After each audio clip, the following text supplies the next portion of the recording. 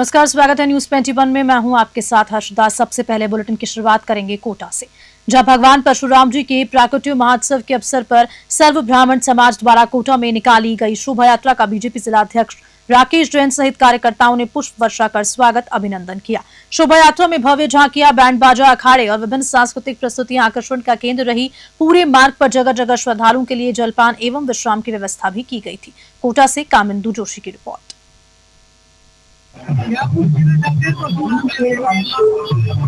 भगवान परशुराम जी जिनके स्थान और उनके दिखाए मार्ग पर आज सारा 140 करोड़ देशवासी चल रहे हैं।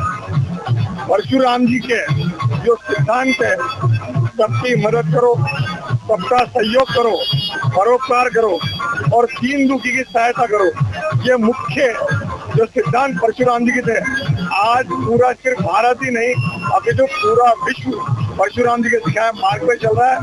आज परशुराम प्रकाश के महोत्सव की खबर हनुमानगढ़ से है, जहां पर गोगामेड़ी थाना पुलिस ने डीएसटी नौहर की सूचना पर 48.23 ग्राम चिट्टा सहित 2 जनों को गिरफ्तार कर एक कार जब्त की। बरामद चिट्टा की कीमत करीब 25 लाख रुपए आंकी गई है। इस संबंध में एनडीपीएस एक्ट के तहत केस दर्ज कर आरोपियों से पूछताछ जारी है। एसपी अशरद अली ने बताया कि मामले की जांच फेफाना थाना अधिकारी नरेंद्र कुमार को सौंप दी गई है। गोगामेड़ी से विनोद चौधरी की रिपोर्ट।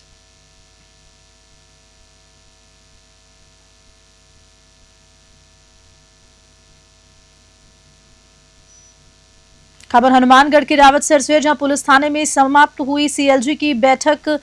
उपखंड अधिकारी संजय अग्रवाल, पुलिस उप अधीक्षक हंसराज, थाना प्रभारी रामचंद्र कस्बा ने क्षेत्र में कानून व्यवस्था पर चर्चा की। अधिकारियों ने विभिन्न स्तर पर एकता और सौहार्द बनाए रखने के लिए किसी भी अपवाद की तत्काल सूचना प्रशासन को, पुलिस को देने की अपील की। रावतसर से विनोद चौधरी की रिपोर्ट।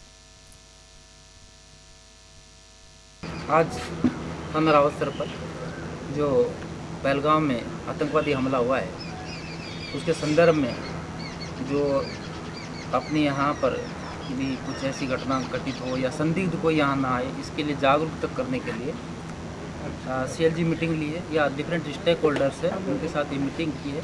तो पर्पज़ ये है, किसी भी तरह का इंटरनेशनल फ्रंटियर पे जब तक अपन लड़ रहे हैं, इंटरनली कोई अपने हिंदू धर्म में शादी विवाह को लेकर अक्षय तृतीया व पीपल पूर्णिमा को अभूत सावा माना जाता है। ऐसे में अक्षय तृतीया और पीपल पूर्णिमा पर प्रदेश भर में शादी विवाह की जमकर धूम रहती है। लेकिन आज भी प्रदेश के ग्रामीण अंचल में शिक्षा और जागरूकता के अभाव में कई लोग बाल विवाह कर देते हैं। आखा तीज के अबूझ सावे पर बाल विवाह की रोकथाम को लेकर इस बार भी सवाई माधोपुर पुलिस और प्रशासन अलर्ट है और बाल विवाह के दुष्परिणामों को लेकर लोगों को जागरूक भी किया जा रहा है। सवाई माधोपुर से राकेश चौधरी की रिपोर्ट।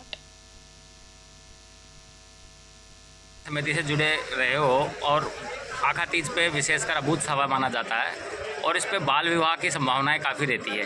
किस तरीके से जो इकाइयाँ हैं ये प्रशासन की काम करती है?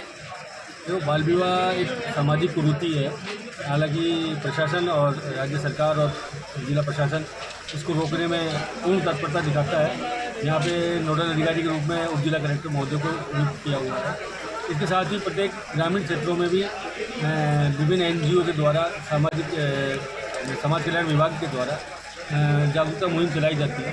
क्योंकि अभी वर्तमान में देखा जाए तो शिक्षा से होने का मौसम चल रहा है, तो ऐसे में बाल विवाह समाज में एक रीति है। तो पुलिस किस तरह से कार्रवाई करती है और किस तरह उसको अमली जामा पहनाया जाता है? जो जिस तरह से 29 तारीख को अक्षय तृतीया आ रही है और इस पर बाल विवाह होने की पूरी संभावना रहती है, इसमें पुलिस और प्रशासन मिलकर इसमें कार्य करते हैं। जैसे ही कोई सूचना मिलती है उसके ऊपर पुलिस और प्रशासन के अधिकारी जाते हैं, इस्तासा पेश करते हैं और अगर शादी हो जाती है तो उसके बाद में उस बारात में शामिल होने वाले उस गाँव के सरपंच, पटवारी और अन्य जो भी उसके समदड़ी क्षेत्र से एक चिंताजनक खबर सामने आई है। पश्चिमी राजस्थान की जीवन रेखा मानी जाने वाली लूनी नदी में पाली जिले की औद्योगिक इकाइयों से छोड़ा जा रहा है रासायनिक काला पानी तेजी से फैल रहा है। नेहड़ा बांध का काला पानी अब समदड़ी क्षेत्र के भानावास गांव से आगे बढ़ता हुआ बालोतरा जिले की सीमा में प्रवेश कर गया है। इस जहरीले पानी के चलते प्रति वर्ष हजारों पशु पक्षियों की मृत्यु हो रही है और किसानों की उपजाऊ भूमि तेजी से बंजर बनती जा रही है। खेती पर निर्भर ग्रामीणों के लिए ये पानी आफत बनकर टूट रहा है। रासायनिक दूषण से न केवल फसलें खराब हो रही हैं, बल्कि पीने के पानी का संकट भी गहराता जा रहा है। समदड़ी से गौतम प्रजापत की रिपोर्ट। मेड़ता क्षेत्र के गौटन गांव निवासी दीपेंद्र सिंह रीडम लोट ने यूपीएससी परीक्षा में 644वीं रैंक प्राप्त कर समाज का नाम रोशन किया। दीपेंद्र सिंह के मेड़ता आगमन पर विभिन्न स्थानों पर भव्य स्वागत हुआ। रेलवे क्रॉसिंग के पास रावणा राजपूत समाज भवन में सम्मान समारोह का आयोजन किया गया। जिला अध्यक्ष गणपत सिंह पीडीआर ने बताया कि दीपेंद्र सिंह ने केंद्रीय विद्यालय से पढ़ाई कर जोधपुर आईआईटी से बीटेक किया और बेंगलुरु में नौकरी के बाद यूपीएससी की तैयारी में जुटे। 3 प्रयासों में असफलता के बावजूद चौथे प्रयास में सफलता प्राप्त कर उन्होंने समर्पण और आत्मविश्वास की मिसाल पेश की। मेड़ता सिटी से सुशील दिवाकर की रिपोर्ट।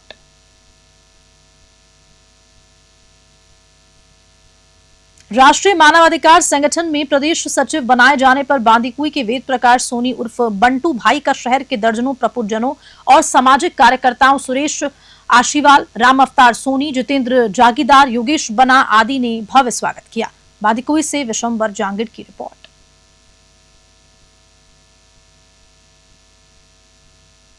पहलगाम में हुए आतंकी घटने के मद्देनजर पाली जिला प्रशासन अब अलर्ट है।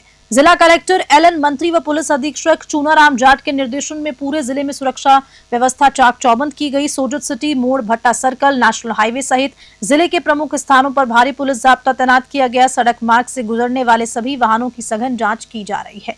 चंडावल थाना प्रभारी कृष्णाराम बिश्नोई के नेतृत्व में पुलिस बल सड़क मार्ग पर सक्रिय नजर आया। पुलिसकर्मी न केवल वाहनों की गहन तलाशी ले रहे हैं बल्कि चालकों का बायोडेटा भी नोट किया जा रहा है ताकि किसी भी संदिग्ध गतिविधि पर तुरंत कार्रवाई की जा सके। पाली से ललित तिवारी की रिपोर्ट।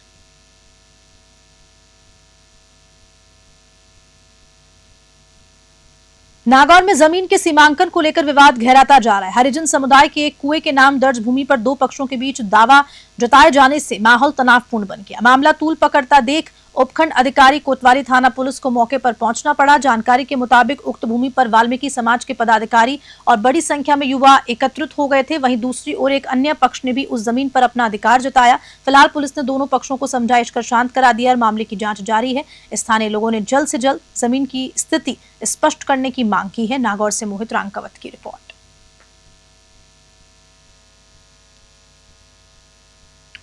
चित्तौड़गढ़ जिला मुख्यालय पर रेलवे स्टेशन क्षेत्र में एक 13 साल की मासूम और उसकी मां पर एसिड अटैक करने का मामला सामने आया। एसिड से 13 वर्षीय मासूम की एक आंख की रोशनी पूरी तरह से चली गई तो दूसरी बुरी तरह क्षतिग्रस्त हुई। इसका चित्तौड़गढ़ जिला चिकित्सालय में उपचार किया जा रहा है। जीआरपी पुलिस ने एसिड अटैक करने वाले सिरफिरे युवक को गिरफ्तार कर लिया है। आरोपित चंद्रमिया रेलवे स्टेशन के पास खंडहरनुमा भवन में छिपा हुआ था। पुलिस इसकी आपराधिक हिस्ट्री खंगाल रही है। प्रकरण में अनुसंधान किया जा रहा है। चित्तौड़गढ़ से गोपाल चतुर्वेदी की रिपोर्ट।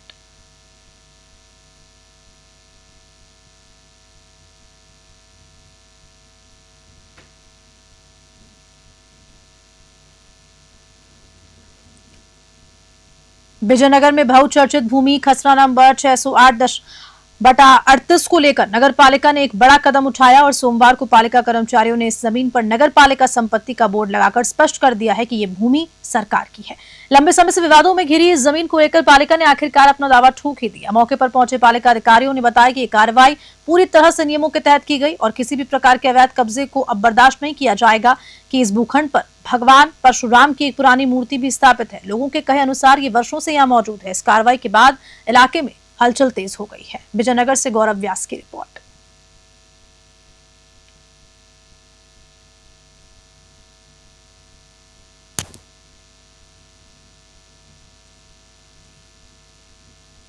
दौसा जिले के मेहंदीपुर बालाजी थाना क्षेत्र के सिकराय रोड नया गांव नांदरी गांव में एक अद्भुत घटना ने क्षेत्रवासियों और श्रद्धालुओं को आश्चर्यचकित कर दिया। नया गांव नांदरी गांव के एक पुराने बबरूल के पेड़ से अचानक पानी निकलना शुरू हो गया। लोगों ने इसे आस्था का चमत्कार माना। कई लोगों का मानना है कि ये कोई दिव्य संकेत हो सकता है। गांव के बुजुर्ग बताते हैं कि उन्होंने अपने जीवन में ऐसा दृश्य पहले कभी नहीं देखा। वहीं कुछ विशेषज्ञों का कहना है कि ये प्राकृतिक घटना भी हो सकती है, जिसमें जड़ों में पानी जमा होने या भूमिगत जल स्रोत से दबाव के चलते पानी का रिसाव हो जाता है। मेहंदीपुर बालाजी से गोपाल नांदरी की रिपोर्ट।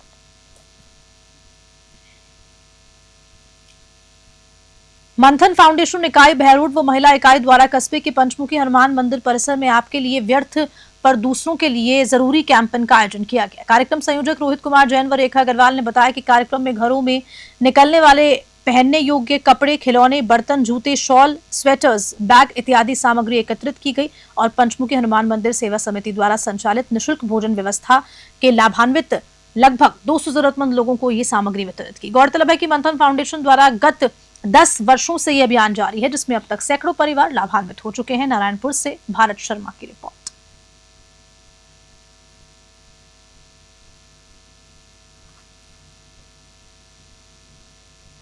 और इसी खबर के साथ बुलेटिन में इतना ही। नमस्कार।